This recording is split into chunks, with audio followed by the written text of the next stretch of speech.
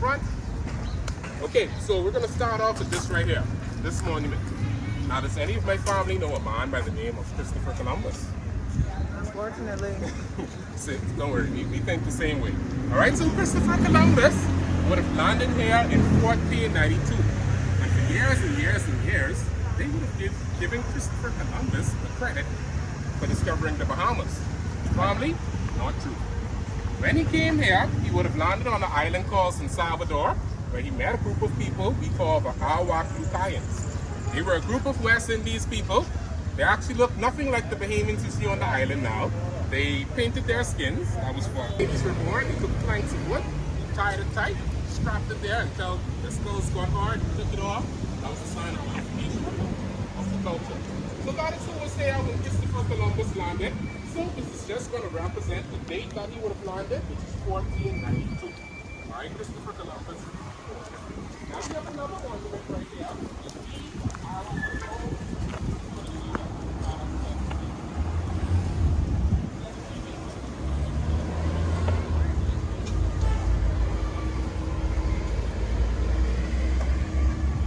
Rawson W. Rawson. All right, and what this square was actually famous for was protests. When we were fighting for that independence, everyone gathered right around here, fighting, protesting, and eventually, we would have won that independence. Shortly after, we placed a statue right in the middle, not of Mr. Rawson, but the first Governor General of the Bahamas after we became an independent country. And his name is Mr. Samilo Butler. Alright, so Samilo Butler remains here because of his dedication. He took so much pride in becoming our first that he would have stayed.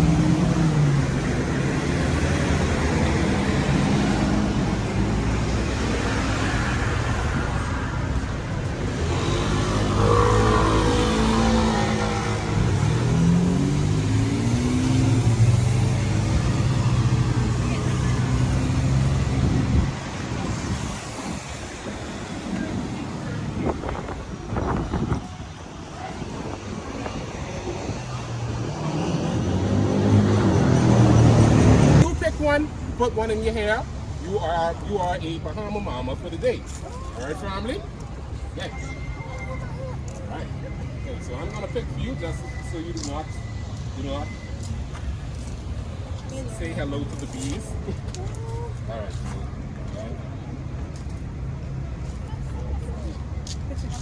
You hear me?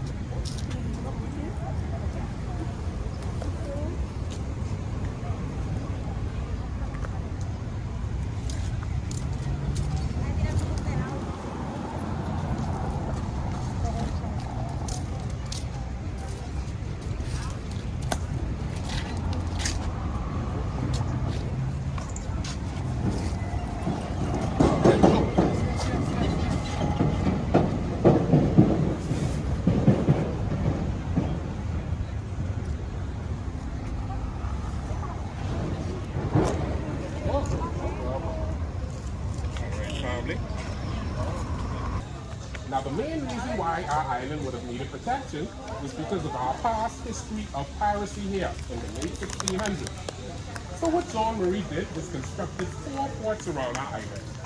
And there was one fort that he would have constructed right on the top of this hill here that he called Fort Fincastle. Now, he did something in reference to that fort that a lot of people call him crazy for. Some people call him very intelligent and smart. So he had 600 men, women, and children carve out this pathway here with nothing but coal, hard chisel, and hammer. It would have started off from the fort, a tunnel down to the end of the pathway right here, and then this pathway straight out to the water right behind us. Now that is why they would have called him a crazy man.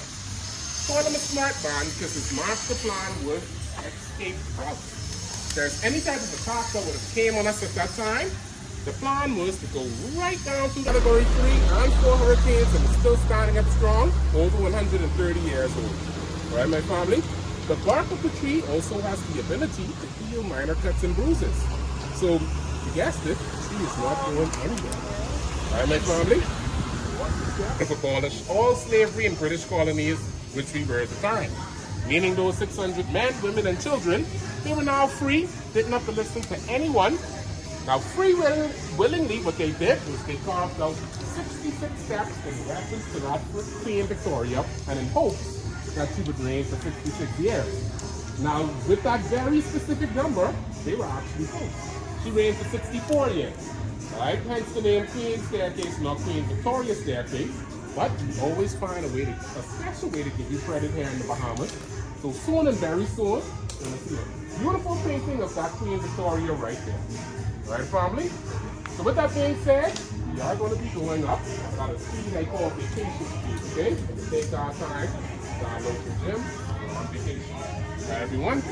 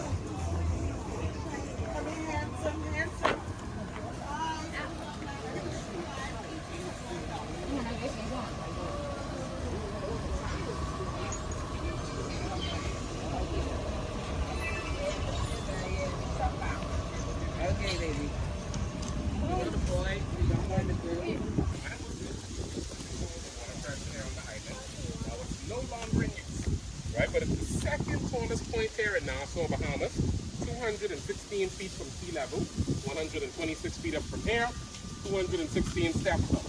Second tallest point. Now if you look in the opposite direction, you're going to see the first tallest point, right in this opening here, very tall building at the end of the island. That is the Bahama Hotel Resort. All right, that is the tallest point, being over 260 feet tall, holding the biggest casino in the entire Atlantic Ocean and the Caribbean and the region. Now you have Atlantis there behind us. That holds the second biggest casino in the Atlantic Ocean, the region, and the Caribbean. Now they are in competition, but what Bahama has that Atlantis don't have is a separate hotel just for high rollers, for the casinos. All right, family?